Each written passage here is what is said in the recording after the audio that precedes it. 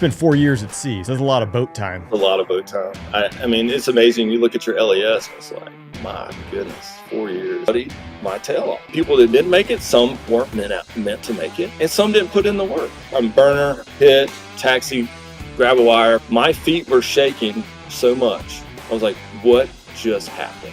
You launch off from the Persian Gulf, go drop 6,000 pounds worth of ordnance. You go get gas, you come back to the carrier, you come in for a 615 knot break at the carrier. Nothing beats that, man. Don't miss night traps? No, man. No, I'm an old country boy. I've never seen anything like this in my life, man. You walk up to an aircraft carrier, you're like, how does this thing float? You know what I mean? Like, this thing is ginormous, you know? Introduced a long bolter, and his main mounts hit the very front of the ship. Now he has a vector down, main mounts hit, the nose is going to pitch open. My program curveball at 354. That's on. Next picture 16, 15,000. Yokel, thanks for joining me on the podcast. Happy to have you on here. Happy to chat about your career and learn a little bit more about you.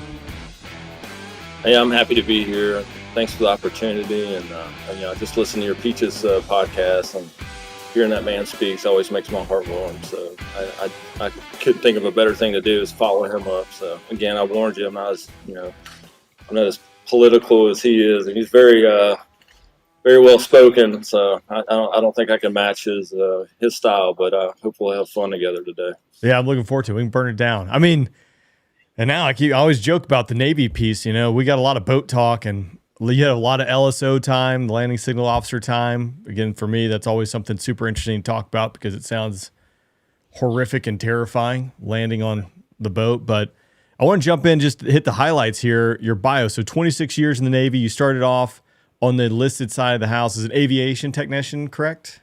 Yeah, avionics? Aviation electronics technician. Work on the electronics of the EA6B. Okay, so a lot of beeps and squeaks and wattage and voltage going around there. Eventually transitioned to the officer side. You go back to the University of South Carolina. I saw you studied physics there, which, I mean, self-inflicted pain. Geez. It was a terrible choice. I got backstory on that. There was only one reason I did it. So if you want to hear that, I can let you know.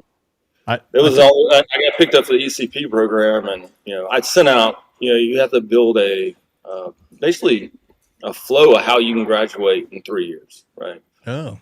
And I sent out, you have to prove to the Navy that you can graduate in 3 years, because that's all you get for a technical degree. You get 2.5 years for a non-technical and 3 years. I'm like, well, I'm doing technical because I want full 3 years, right? Yep. So, naturally. And I sent out engineering. I did all the ones I could think that I actually wanted to do, engineering and stuff like that. And I did the physics one. And they were literally the only people that got back to me. And I came up on the deadline, and so I had to pick physics. And then once you're there, you have to graduate in 3 years. And it's like, you can't show up and be indecisive. So I stuck with it, and it was not smart. It was just brute force, man. Dude, it was just brute force. That sounds like ECP. It's a listed commissioning program. That's it. Obviously, Navy, the Air Force, all the services, I'm sure, have the same version. Yeah. Air Force side, I mean, that's a small pool, right? Oh yeah, I mean, I don't know how many candidates gets picked up a year, but it's definitely very, very selective, and definitely fortunate to somehow slip through the cracks with that one. Got picked up. Better lucky than good. That's wild. Yeah, exactly. They make you push through that. And two, I guess the assumption is as you apply for that, you probably had some of your basic classes knocked out. Yeah, you had to have 30 credits. Okay. That was the minimum credit. So I literally had 30 credits. Not the greatest GPA with those credits, but I guess it was good enough for the Navy. They're like, okay, cool, you made the cut. So the name of the game is the box checked. Yeah, that's it. The box is checked, man. Press forward. But it was definitely I mean, you go to summer school, both sessions in summer school, so it's year-round school. But I mean, it's the best thing ever happened to me. I mean, they pay you. I made E6. I made first class in like 5 years, and I got paid as a first class, an E6 throughout my time in college. We could talk about enlisted ranks in the Navy. I do not understand enlisted ranks in the Navy to this day. I think it's staff sergeant for you guys. I think that's I buy that. But I feel like you put your job title in that rank too, right? Yeah. Yes. I don't even know. Aviation. Aviation technician, petty officer, 9th class. But yeah, so out of that, you go to pilot training, do well there, onto the Super Hornet, 7 deployments in the Super Hornet, and we're going to dig into all that. You wrapped up your time as a commander, training squadron 22, yeah, down there training, getting guys ready and gals ready to go to Joint Strike Fighter, Hornet, and E2, right? Yep. And then, and let's step back a little bit. Not 7 deployments. I did 2 enlisted, so the other count. So but they do count. They were way harder than it was way harder. As you alluded to prior to us hitting record, we were talking about Guns Garen and the Foundation. There were some questions that you're so kind to answer. You spent 4 years at sea, so I mean, I don't want to shortchange you with the deployments. That's a lot of boat time. It's a lot of boat time. I mean, it's amazing. You look at your LAS, because when we get our LAS, it tells you your sea duty time. It's like, my goodness, 4 years. I mean, there's people that, enlisted guys, they do a lot more years at sea and stuff like that. But I was like, man, that's 4 years. Life just haze great on the wood, man. So that's crazy. But I will say this. Not many people will say this. I love the boat, man. I love the boat life. It's simple, man. It's simple. You wake up, you work out, you eat again, you go to sleep, and it's just a monotony.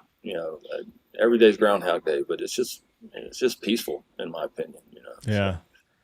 So. Deployment life to that degree, I would agree. It's simple. It's like you have your job to do, so go fly, work out, eat, sleep, get up, do it again, rinse and repeat. There's not a lot of fluff, which is really nice. Yeah, not at all. I mean, the family aspect of it's a little challenging, but as far as being on the ship and doing ship things, landing on the boat, all that stuff, flying an airplane off the boat.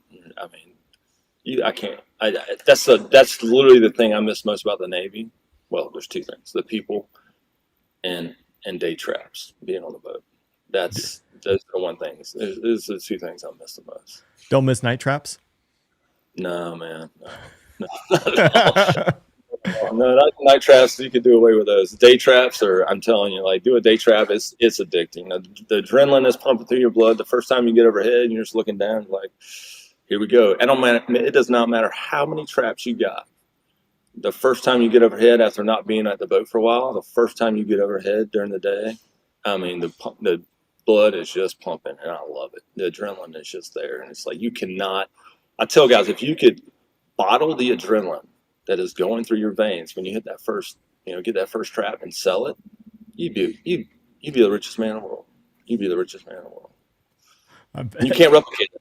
You can't replicate it, no matter what. You didn't put it in your bio, or maybe I missed it. The number of traps you have. I feel like that's a thing for Navy guys. You got to know the exact number. Yeah, I think I'm at like 600. It's like 5. I don't want to slow down. It was like 580 to 600 or something like that. Okay. And I've only missed out on. I've had traps on all the current carriers but one, and it's the GW, I think, the George Washington, because it was over in Japan. I think it was.